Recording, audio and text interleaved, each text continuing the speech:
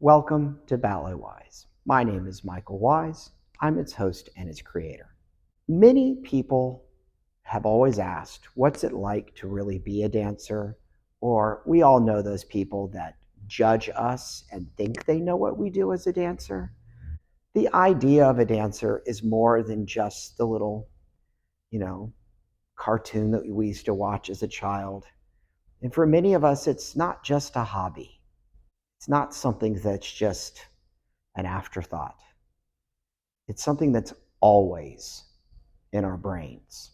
But I want to give people an unfiltered view of the things that dancers deal with. Simple start when we wake up in the morning. Generally, we hurt. Every part of our body, there's going to be something. Our ankles might be swollen, our feet might be swollen, knees. We might be dealing with multitudes of smaller injuries, but they're there. We may not be able to straighten our backs up that easily. If you actually saw most dancers when they get up in the morning, they probably look like they need to be in a geriatric center. But the reality is, give us 10, 15 minutes and we're pretty much starting to function again. Advil, any anti-inflammatory, Tylenol, all the sports rubs, they're our best friends.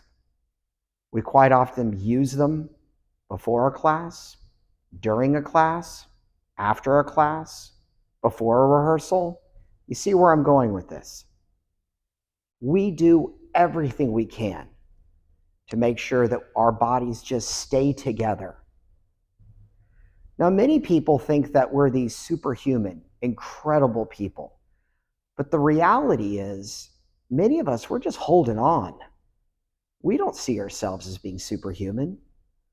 We just see ourselves as, I have to dance, and this is what I'm going to do. And we do it almost at any cost possible. But the difference is when you're dealing with overuse injuries, everything just feels off. We have to warm our bodies up to the point where we are dripping. Because if we don't, when we move into that rehearsal, we'll hurt ourselves. We'll get a new injury. Rehearsals are very intensive. You're constantly working on that technique. You're pushing the limit of what your human body can do. And you'll run that corps de ballet or that soloist variation or that principal variation more times than you can count. Over and over and over again. Your schedule, you're never in control of it. From this time to this time, you're in a studio. The idea of you getting lunch,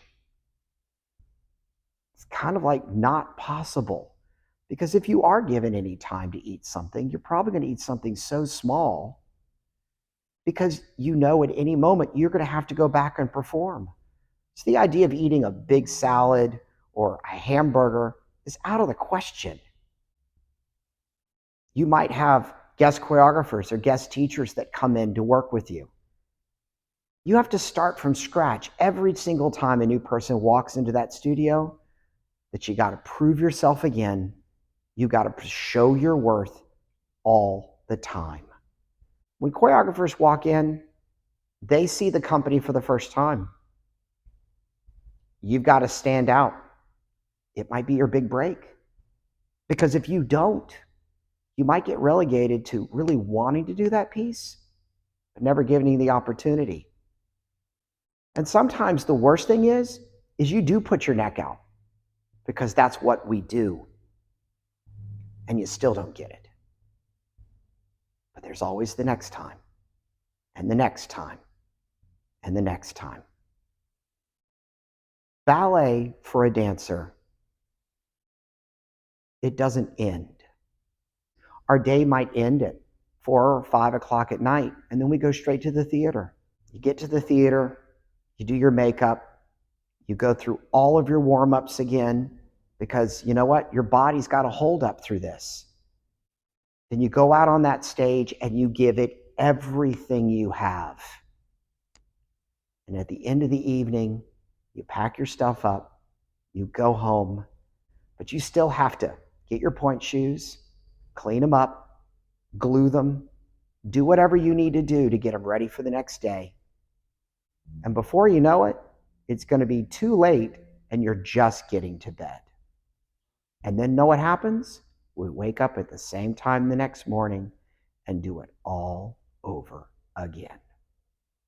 Now, I don't want you all to think that it's all bad, because it's not. We joke around when we get up in the morning and our bodies hurt, ankles, everything.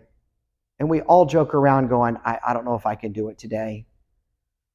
But then you close your eyes, and when you open them up again, you're at the bar and you're doing grand pliés. Why? It's because it's what we love to do.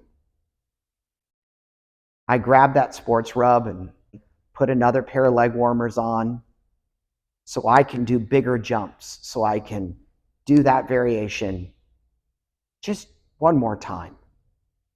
I'm trying to keep my body together so I can do what I love. The ballet world, you have to look at it from the point of view, it's like it's sitting on the tip of a pin. The negatives are always going to be there, and they can tip the pin just a little bit further in one direction. And those are our bad days. Bad days. Body just hurts. We're exhausted.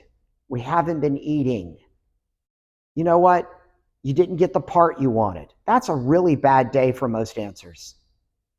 A good day, you get up, you don't hurt as much. You get in, you have an amazing class, you get to work on the choreography that you love to do, you get a compliment. Ballet dancers, we depend so much on others. We don't have the control. It's kind of funny if you look at it.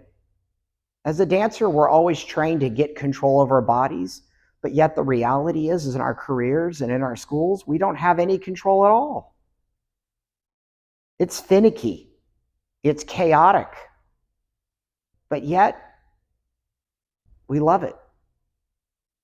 For so many people, they don't understand the reality, the amount of work, the amount of effort, the amount of dedication that goes into this art form. But the reason why we all get up every morning and do it over again is because we love it. That's why our days are so hard. That's why our bodies hurt so much. Because we go for it. We attack it. We push the envelope. But it's also the reason why most dancers' careers don't really last. It's a young person's game. By the time you're 29, 30, into your 35, early 40s, your body can't take the punishment anymore. Now all of a sudden when you wake up and you're trying to get up, it's not going to be 10 minutes before you walk normally. It might be a couple of hours. You might still be able to dance an incredible performance, but you do 3 days in a row, and then you can't even do a ballet class anymore. You have to rest your body. It's mental, it's physical, it's every part of ourselves, but we're only able to do that because our love and dedication to what the choreography is, to the way the movement makes us feel, to the friends and family we develop along the way, the opportunity to dance on stages that greats have been on. There are multitudes of positives that are here, but they're mixed in with all those negatives. Ballet has just shades of gray. Some days are darker, some days are lighter. But I like to say there are 999 reasons why you shouldn't dance, and only one reason why you should. If you're the kind of person that can see that one reason and can gloss over all the others, you have a chance in this world. But the reality is not everyone can get over waking up every morning sore and in pain. Not everyone can go 6, 8, 10 hours a day. Not everyone is prepared or developed or even willing to commit to do 3 major shows a day for 2 weeks straight. That's the normal life of a dancer. It's not just what we do in the studio, but ballet requires us to do everything in our lives to better ourselves. We fall in love with it. People call us masochists. You can call us whatever you want to. But to me, we're just dancers. It's what we love to do. It fulfills our lives. And you know what? If my ankles hurt or my knees hurt, I'm going to get up and I'm just going to keep going until they stop me. Because dancers, we dance, we move. It's who we are. It's what we are. Hopefully this has given you an idea, a snapshot into what the real life of a dancer is. Pain is our friend in the ballet world. Soreness is our friend.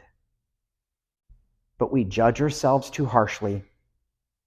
We don't take care of ourselves in the way we really want to.